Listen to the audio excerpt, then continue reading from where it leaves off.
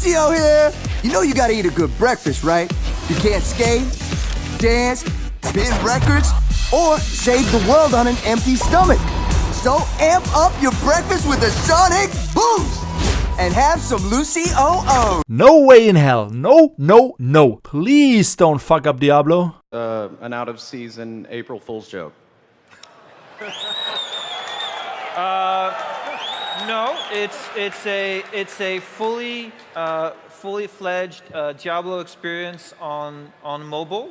Ernsthaft, auf dem scheiß Handy? Was ist denn bei euch kaputt, Mann? Wie geldgierig kann man sein? Ja, genau, scheiß doch Blizzard, genau, macht doch alles kaputt. Was soll denn der Scheiß? Wir hatten euch ins Hirn geschissen.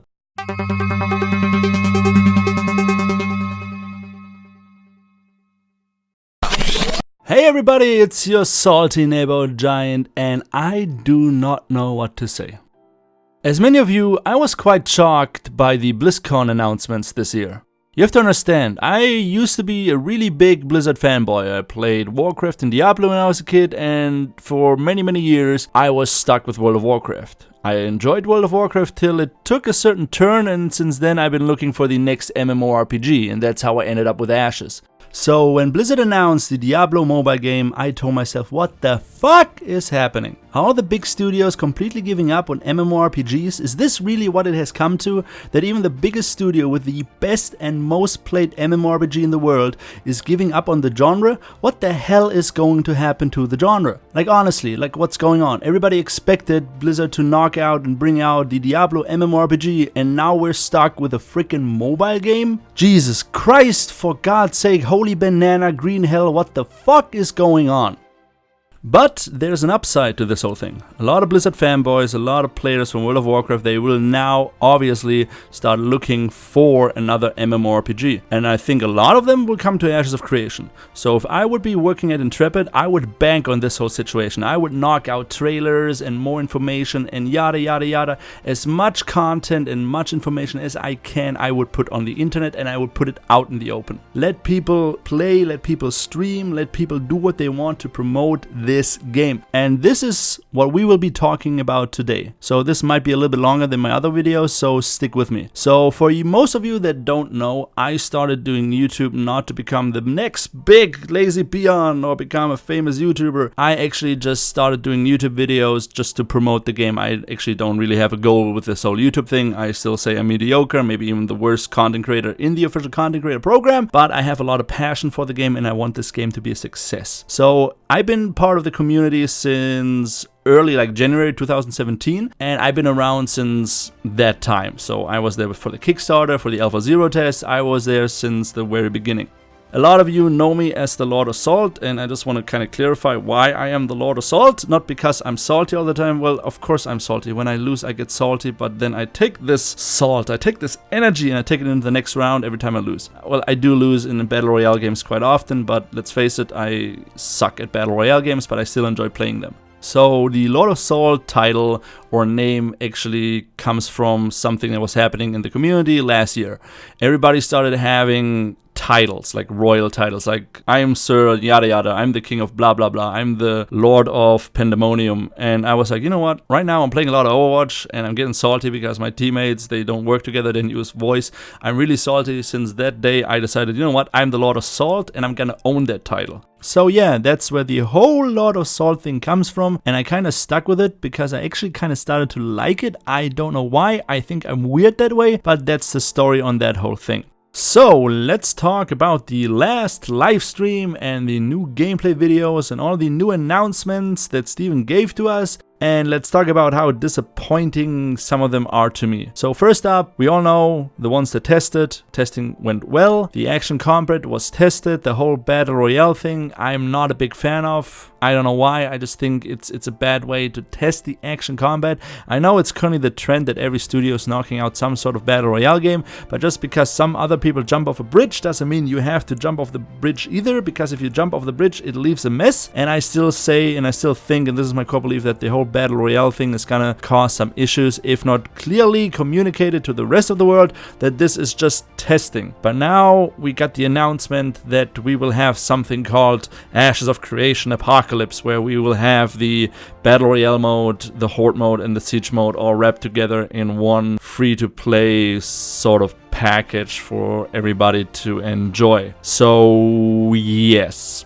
Personally, honestly, I could not care less. If they want to do it, do it. If they have to put in a lot of resources to do it, I'm not going to be happy about it. I just say, you know what, just test. Give us something to test. If you want to test the action combat, just give us an arena 24/7, no zone. Just give us an option to, you know, go in, grab a weapon, and test everything. But they want to do it this way, and I get it from a marketing perspective that they want to do it this way because it's, you know, it's a battle royale game. Everybody's gonna come and play because, you know, it's a battle royale game. So promotional wise, I do understand why they're doing it. That said, I also have to say that now after I played and streamed the Alpha 1 Battle Royale mode, I really do look forward to Phase 2, where we will actually have first hands-on experience with the actual MMORPG. The reason why everybody is watching these videos, why everybody's interested in the game is not the Battle Royale stuff, it's the MMORPG. And playing the Battle Royale mode really gave me that first feel for how it will be. And I'm actually really excited now, even more than I have been in the past. That's why I'm also looking forward to playing the Horde mode and Siege mode, but trust me when I say this, as soon as we go into Phase 2,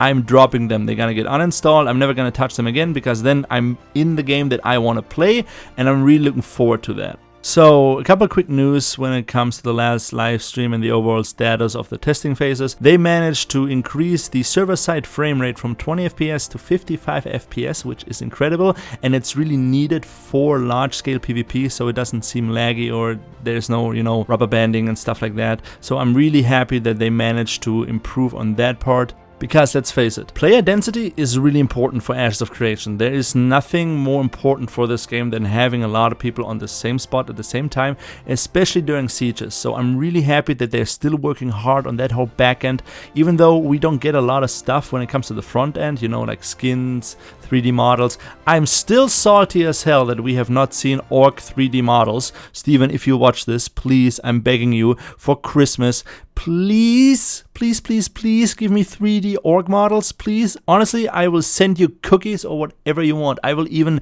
make you a freaking cake in the form of a sandal if you provide us with orc 3D models till 2019. During the last live stream, we got the confirmation that there will be dynamic day, night and weather cycles, and that rain will actually create puddles. So you can actually be recreating that whole scene from Dancing in the Rain. I don't know what movie it was, but I think you know what I'm talking about. Dancing in the rain. We also got the confirmation during the livestream that the weather will affect monsters. We saw a giant spider leave its hiding place because of the weather. But what if the weather will even allow you to have an advantage over certain monsters? Let's say you fight a giant fire dragon out in the open and now it starts raining. Wouldn't that be beneficial to your group? Hey Jeff, there might be something to think about, just saying. Also, the flashy animations that we saw in the video during the livestream will be adjusted. Don't worry, they won't be as bright, they will look way better as soon as the game goes out to the public. We also just got some new skins in the store on the website, and yes, I already bought all of them because I'm addicted to them, because they look awesome. I especially like the ship one, so don't judge me, I just like to look good while kicking ass. So let's talk about Phase 2 of Alpha 1, because there have been some preview announcements and I really like certain things that were said. For example, we now know that there are currently over 40,000 alpha and beta testers registered on the website and with Intrepid Studio, and that Intrepid Studio noticed that there's a pretty good amount of dislikes towards the Battle Royale mode, and there's a lot of confusion about it and they want to address it. So I think that whole thing plays with the whole Ashes of Creation Apocalypse, but we have to wait and see. And I do understand why a lot of people are displeased with the whole Battle Royale mode, because a lot of us came to Ashes of Creation, joined the community, joined the Discord because we wanted to play an MMORPG, and now we're stuck with a fantasy version of Fortnite without the frickin' building and shotguns and other things that make Fortnite cancer to players like me. I swear by God, Steven, if you guys add dance animations or anything stupid to that Battle Royale mode to please the Fortnite player base or any other Battle Royale player base, I swear by God, I might lose my shit. So concerning the Apocalypse thing, apparently according to Steven there is some lore behind it, and the whole story pretty much is that some people didn't manage to make it through the portals to the other side, and they pretty much fought for survival. So the first stage is pretty much everybody fighting each other for some reason, I guess over resources and stuff. Then into the siege mode is where, you know, people fight in groups of to get a stronghold and, you know, have somewhere safe to stay while the whole apocalypse is going down. And the horde mode at the end is pretty much the last stand of those survivors, and I assume they're gonna get their ass kicked. And yeah, so that's pretty much the story behind the whole apocalypse thing. I think it's really neatly and nicely wrapped up for some reason. It's really, you know, beneficial to making it look like something else.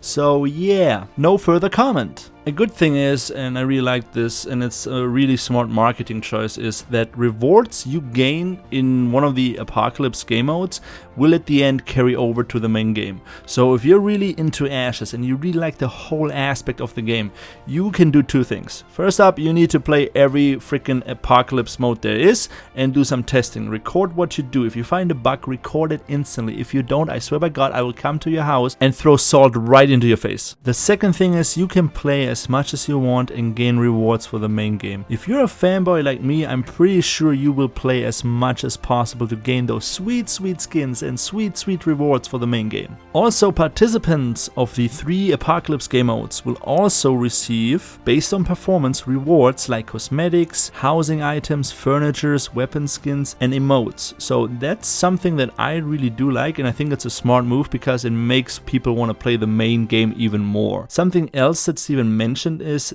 that there will be a housing system that is available in Apocalypse where you and your buddies can hang out, I guess. It's like a lobby within a lobby within a lobby. And yeah, I guess we have to wait and see. So the 24-hour, 7 days a week testing phase should start somewhere in November. It could be within the next 2 weeks or maybe within the next 4 weeks. They haven't given us a set date, but you know, it's testing, it's active development, you know, things can always change. So everybody just be patient and you will be able to play really soon, just like the rest of us. So yeah guys, that's pretty much it for this video. I know I have not done a lot of content lately because I have to be honest with you guys, real life is being a bitch, a lot of work, a lot of family stuff, and I sadly won't be able to stream till maybe early December because right now I'm having really bad internet issues and it's kind of pain in the ass because actually I prefer streaming way more than doing YouTube videos. And another thing that I want to address is, I know there's been a lot of drama lately in the community because certain members act entitled and spread a lot of toxicity, and I have to apologize because I've been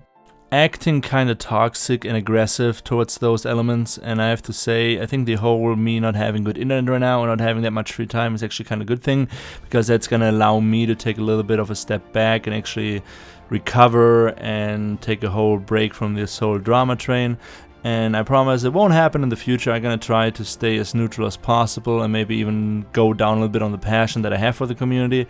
But yeah guys, that's it for this video. If you like my content for some weird reason, make sure to press that subscribe and bell button. And if for some reason you feel like you want to support me, feel free to use my referral link. I still don't know why you would, but feel free to do so. And as always guys, stay safe, stay healthy, and I will see you on the Ashes of Creation community Discord.